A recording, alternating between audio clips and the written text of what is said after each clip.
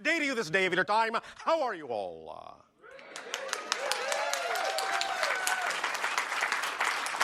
All right. Allow us to begin this transmission in the following way. First and foremost, we would like to take this opportunity to thank each and every one of you individually and all of you together collectively once again for the co-creation of this interaction. Each and every time you assist us in co-creating these kinds of interactions, it forms a link and a bridge between our respective realities and co-creates a new vibration, a new reality in which we can interact more boldly, day by day, in more ways. So we thank you for the gift of allowing us to experience through each and every one of you unique perspectives and unique facets of the multidimensional crystal of creation. It is a gift for us to be allowed to experience unique points of view of all that is. In return for that gift, we would like to now, in this transmission, discuss a notion called dialoguing with the future self.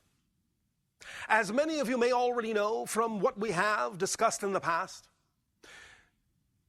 time, as you call it, space, as you call it, are in a sense illusions. Past, present, future are illusionary ideas. We understand that they are experienced as real in your third dimensional reality. But this is only an experience that is happening within your own consciousness. And the idea of space and time is a projection of that consciousness, in a sense, a reflection of that consciousness within itself.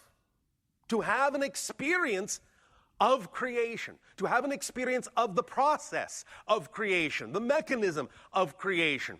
You have incorporated within your consciousness the concept of a time lag so that you can actually experience the idea of creation in action rather than instantaneously.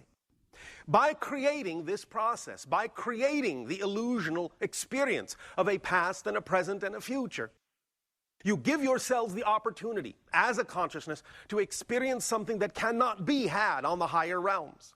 Because there, time and space are not what they are in your experience, and things happen quite differently. Even though there may be some remnant of the idea of differentiation in time and space, it is nothing like what you experience in the idea you call physical reality. As we have said, thus then, the truth of the matter, so to speak, is that there really is no such thing as time itself. There is the experience of it, but you are creating that in your consciousness. But it does not exist empirically outside of you. The idea is that everything exists now, simultaneously, because there is only now. Ask yourself at any time what time it is. It is always now. It is never then. It is always now. You cannot actually experience the idea of the past. You cannot actually experience the idea of the future. You can only experience now. Even though you may have things that you create that you call evidence of the past, such as photographs of things that you have done and so on and so forth, as you call it, fossil records and so on and so forth, as you call it. The idea really is when you stop to think about it, those things actually exist within you in the present. A photograph of something that happened in the so-called past exists in the present. The photograph doesn't actually exist in the past. It exists with you now. And just because there is a picture on it that represents the idea of the past to you, that photograph, that picture only exists in your hand in the present. Because you are creating it. You are creating the idea right now of your experience. And as you create the idea of your present experience, you are also, depending on how you define that present experience and depending upon how you define yourself in this present experience, you are also creating the past and the future. Each and every time you redefine yourself as a new person, you literally have a new past and a new future. You create the past from the present, not the other way around, even though we understand that the habit you have gotten into is to linearly think that the present is the result of the past and that the present will lead to a particular future result, when in fact it actually does not. These things all coexist at the same time. All realities, all experiences, all parallel universes all exist right now, right here. Most of them are invisible to you, but that does not mean that they do not exist. An analogy we have often used, and we will repeat briefly now, is the idea of what you call your television sets, your radio sets. The idea being that anytime you sit down to watch a television program, you know that at that moment there are any number of other television programs that exist at the same time. But you only get the one that your channel is tuned to. You only get the one that you are tuned to by frequency. So it is with the nature of the structure of existence and reality itself. You only get what you're tuned to, being that what your vibration is synchronized with. And thus then that doesn't mean that the other realities don't exist yet. They all do, but they are invisible to you in the same way that all the programs are invisible until you decide to change the channel, change the frequency. Thus then you know that when you go from channel 2, as you say, to channel 4, you know that the program that you were watching on channel 2 still exists. It hasn't really, in a sense, gone into the past. It's still there, and you can change back to it if you wish. But this analogy permeates the idea in reality throughout the structure of existence. All things exist. What is new is your experience of those things, depending upon how you shift your focus of consciousness to the realities, to the parallel realities that already exist, by shifting your frequency and thus aligning yourself with the frequency of that particular reality in order to get that program, that new show, as you say, by changing your channel. Thus then, the idea, the notion of the future, and the notion of the future self, and the past self, but today's dialogue is with the future self. The notion of the future is that that already exists. That version of you exists right now.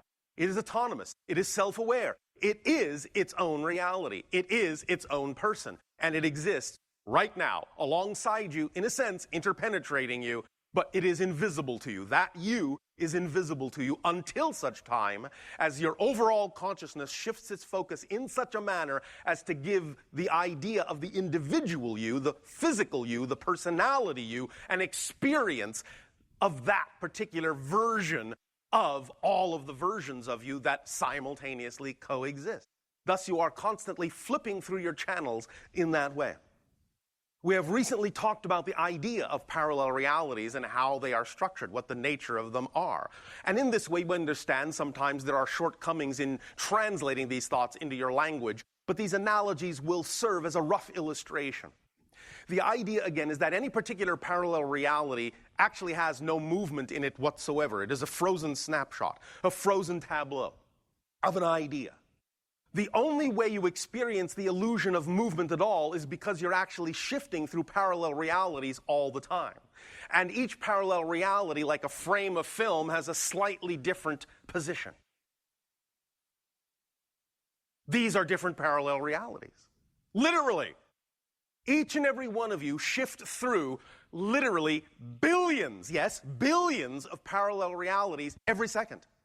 You do it so automatically, you do it so effortlessly, you don't even know you're doing it. But that's why you have the illusion you call movement.